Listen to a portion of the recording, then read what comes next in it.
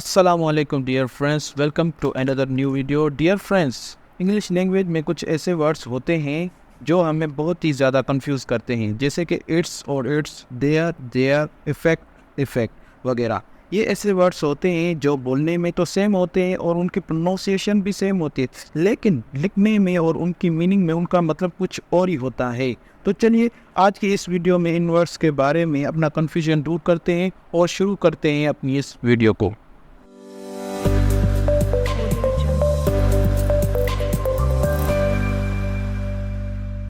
So the first one is there and there. तो अब इनमें क्या डिफरेंस है? तो इनमें बहुत बड़ा डिफरेंस है। आप देखेंगे कि इनकी प्रोनाउंसिएशन जो है वो सेम होती है, मगर इनकी स्पेलिंग और इनके इस्तेमाल करने का और इनकी मीनिंग में बहुत ज़्यादा डिफरेंस होता है। तो आइए सबसे पहले देयर को समझ लेते हैं। There, the word there refers to a place और लोकेशन।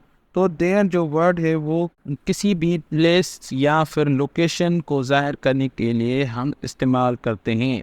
तो एक और बात नोट कर लीजिए कि देयर जो है वो एक एडवर्ब ऑफ प्लेस है, ठीक है, ये एक एडवर्ब भी है। तो एग्जांपल है, I left my keys there, मैंने वहाँ अपनी चाबियाँ छोड़ी थी। So the second one is there. The word there is used to indicate position, ownership. तो सबसे पहली बात कि देयर जो है वो एक पॉजेसिव प्रोनाउन है जो किसी चीज पर कब्जा या हक के मिल्कियत दिखाने को जाहिर करता है, यानी ये हम पोजीशन के लिए इस्तेमाल करते हैं। For example, they solve their past exam papers daily, वो अपने past exam paper daily solve करते हैं। और उसके बाद the third one is there. There is the combination of they and are. तो ये एक कॉम्बिनेशन है दे का एंड आर का।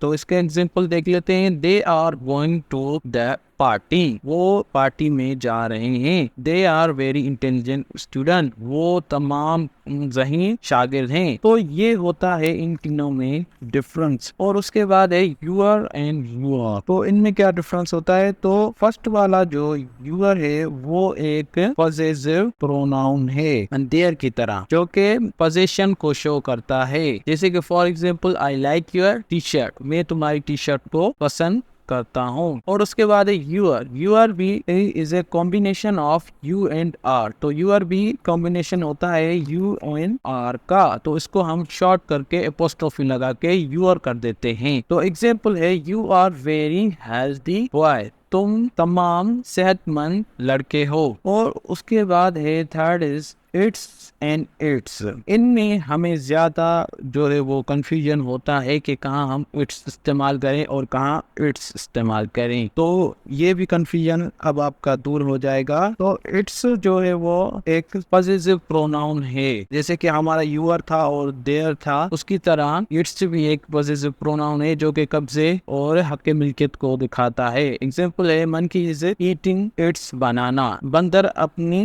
केले खा रहा है। उसके बाद है it is. It is the combination of it is और इट हैज। और तो इट्स जो होता है वो कॉम्बिनेशन होता है इट इज का या इट हैज का। तो अब आप ये सोच रहे होंगे कि मैं इट्स को इट्स पढ़ रहा हूँ और इट इज को भी इट्स पढ़ रहा हूँ। तो जो नेटिव स्पीकर होते हैं वो जो बात करते हैं तो वो इट इज को भी इट्स पढ़ते हैं। इट इज रेनिंग आउटसाइड, यानी बाहर बारिश हो रही है। उसके बाद है fourth is affect and effect. इनमें भी हम ज्यादातर गलती कर बैठते हैं क्योंकि हमें लगता है कि इन दोनों की मीनिंग और यूजेस सेम होते हैं, पर ऐसा नहीं है। So the first affect means to influence or have an impact of something। तो affect की मीनिंग है किसी भी चीज पर इम्पैक्ट यानी असर करना या असर छोड़ना। जैसे कि एग्जांपल है, lake of sleep can affect your concentration and productivity,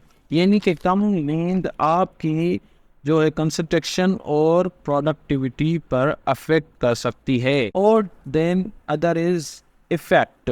The word effect refers to the result or outcome of an action। Effect की मीनिंग है किसी भी एक्शन या एक्शन का रिजल्ट या आउटकम, यानी एक्शन होने के बाद रिजल्ट मिले तो वहाँ हम इफेक्ट वर्ड इस्तेमाल करते हैं।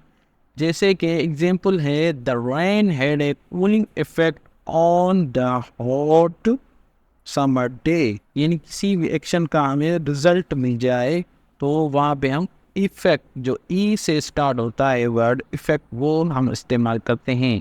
After that accept and except, तो accept, the word accept means to take in, agreeing और रिसीव समथिंग गिवन।